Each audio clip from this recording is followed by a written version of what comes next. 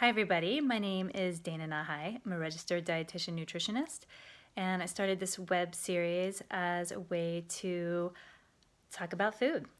So today what I want to talk about is this idea that frequently comes up when I'm working with clients. When people initially contact me and we start working together, they have this very gung-ho approach about their health and their well-being. They may bring to it a sense, as so many of us do, that we've tried and failed over the years, and this time they're going to do it. They're going to wrangle it, and it's going to be go big or go home. I'm going to do it all the way. I'm not even going to bother. And this is a danger. This is a danger point that you fall into. It's great to harness enthusiasm, but it's extremely important to be realistic with yourself about what you're capable of, both in your lifestyle and in your preferences towards health. If you're somebody who's never been a cook, then meal planning 14 meals a week, breakfast, lunch, and dinner, is not the place to start. If you're somebody who has always been anti-physical activity and not a big exerciser, deciding that you're going to run 3 miles a day, 5 days a week is probably not the best place to start.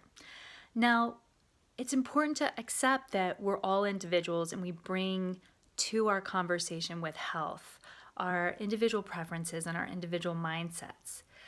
But I want to ask you to use caution and be gentle with yourself when you're talking about your dietary well-being. I commend anyone out there for taking their dietary health into your own hands to make yourself better, because you can do that. You can heal yourself. But it's important to understand that every week, every day, every meal is different from one to the next. So instead of taking or enforcing upon yourself the constant approach of, I'm going to do my best, and if I can't do my best, why even bother?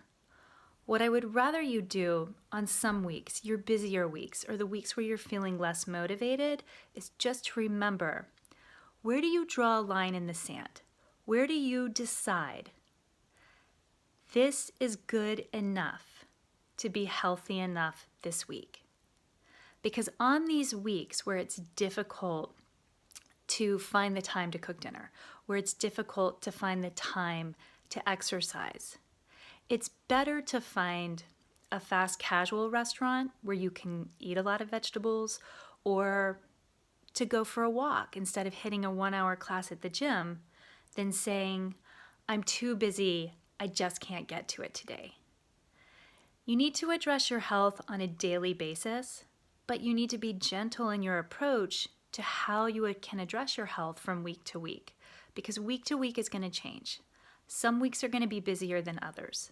So if you've reached a point in your dietary health goals where your motivation is starting to slack off a little bit, what I'm asking you to do is say, what is your minimum entry into dietary health and physical well-being today? If you just can't get yourself to the gym, if you just can't get yourself to a big workout, put on your shoes and go for a 15, 20, 30-minute walk around the block. Just do the best that you can. If you have not been able to get to the grocery store, or if you have a refrigerator full of vegetables and you just can't get to dinner, throw them in the freezer and get over to a fast casual restaurant that will allow you to meet that minimum requirement of half produce at every meal.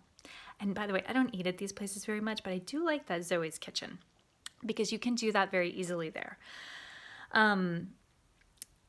So what I want to leave you with today is that if you are not in the headspace to make your dietary wellness goals a gung-ho focus of your week, because so many of us aren't, at least find what are your minimum entry points to make sure that you're moving your body every day, that you're eating half produce at every meal, and that you're doing your best to get 8 hours of sleep at night, at least 7, okay? Because that's what's gonna make sure that the machine ensure that the machine that is your human body works well and allows you to feel good in it, all right? Let me know if you have any questions with that. If you've reached the end of this video and you found any of this helpful, please give me a thumbs up and share it with anyone who this may resonate with. I hope you all have a great day. Bye.